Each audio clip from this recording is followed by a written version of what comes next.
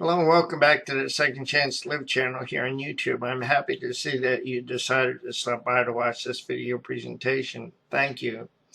In today's video presentation, I'm going to be sharing a two-part article series that I wrote several days ago. I'm going to be including both parts, part 1 and part 2 in this presentation.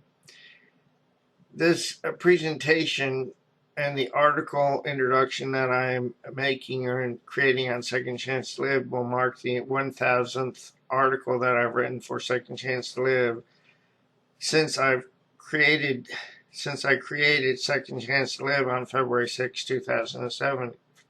As you listen to this article being read and questions come to mind, please send those questions to me. All questions are good questions. If you'd like to leave a comment, I would love to hear from you. I'll bring up the article and we'll begin. Thank you again for your time. Today is Thanksgiving, so I want to wish both you and your family a happy and safe Thanksgiving. Happy Thanksgiving. Here's the article, Learning to Accept and Thrive in Our Reality. In April of 2007, I wrote an article that is published on Second Chance to Live under the title of The Spider and the Dragon. In today's article, I will include excerpts from that article. Hello and welcome back to Second Chance to Live, my friend. I'm happy to see that you decided to stop by to visit with me. Thank you. In today's article, I want to share something that has helped me to learn to accept my reality. Several years ago, when I began training at a martial arts school, my sensei, or martial arts instructor, shared a principle with me. The principle, unknowingly, at the time, would change the way that I viewed my reality. What I discovered helped me to stop seeing the events, circumstances, and experiences that occurred or had occurred in my life and that occur in my life through an all or none, black and white perspective or filter. My sensei stated that I would be given different ingredients to bake a cake, but that it would be my job to bake the cake. Initially, I had no idea what ingredients that he had in mind. Nevertheless, my interest was to grow as a martial artist, so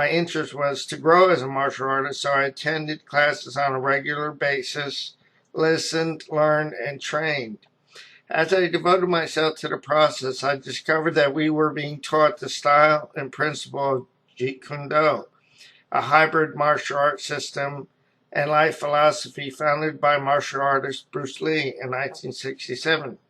One of the life principles that Bruce Lee taught was, I've not invented a new style, composite, modified, or otherwise, that is set within distinct form as apart from this method or that method. On the contrary, I hope to free my followers from clinging to styles, patterns, or molds. Remember that Jeet Kune Do is merely a name used, a mirror in which to see ourselves. What this principle taught, reinforced, and changed is the way that I interpreted or filtered the events, circumstances, and experiences that occurred in my life. At the martial arts dojo or studio, we learn many different styles to enhance the nature of our abilities. Through learning and practicing those skills, our individual paths take shape as martial artists. Although we are all required to know specific skills in order to progress, our journeys are not etched in stone. The goal is to provide each student with various tools. The tools are used to build a foundation to help the student explore. And I'll read part 2 of Learning to Accept and Thrive in Our Reality. This is part 2. My journey as a martial artist for the past 15 years or so has helped me to accept my limitations and my reality. I have sought to apply other principles that I've learned and explored as taught by Bruce Lee. One of those principles is absorb what is useful, discard what is not, add what is uniquely your own. What this quote and principle speaks to me is that I need to learn to be open. I need to be open to learning from what I've experienced in life, be willing to recognize and discard what does not work for me, and modify and adapt to that which works for me, to be able to use it in ways that work for me. As a martial artist, I have sought to learn, explore, investigate many skills and styles to enhance my effectiveness as a martial artist.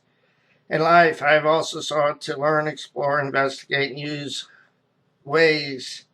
investigate ways to use my gifts, talents, and abilities to enhance my ability to be of service. In my process and journey, I have grown to recognize and discard what does not work for me, to stop fighting against myself, and I've grown in my ability to absorb what is useful. To read more about my process and my journey, please click on the following link, and I included a link to my About page, which I'll also include here on YouTube in the description portion if you'd like to read about my story, a little bit about my story, process, and journey. My encouragement to you, my friend, is that you not allow the obstacles that you may find in your life, events, circumstances, and experiences to obscure the pursuit of your bliss, dreams, or your destiny. Although you have been frustrated by what no longer works for you, there are ways that will work for you. Put in the time and energy to explore, learn about, and investigate how to use what you can do with what you have, where you are, in ways that will work for you. And please do not give up on your process, yourself, or on a loving God. More will be revealed to you. I like quotes, as I've shared in other articles over the years. Here are two of those quotes that I like. Do that which you can. Do what you can with what you have where you are. And that's by Theodore Roosevelt. And the second quote is by Zig Ziglar. Regardless of your lot in life, you can build something beautiful on it.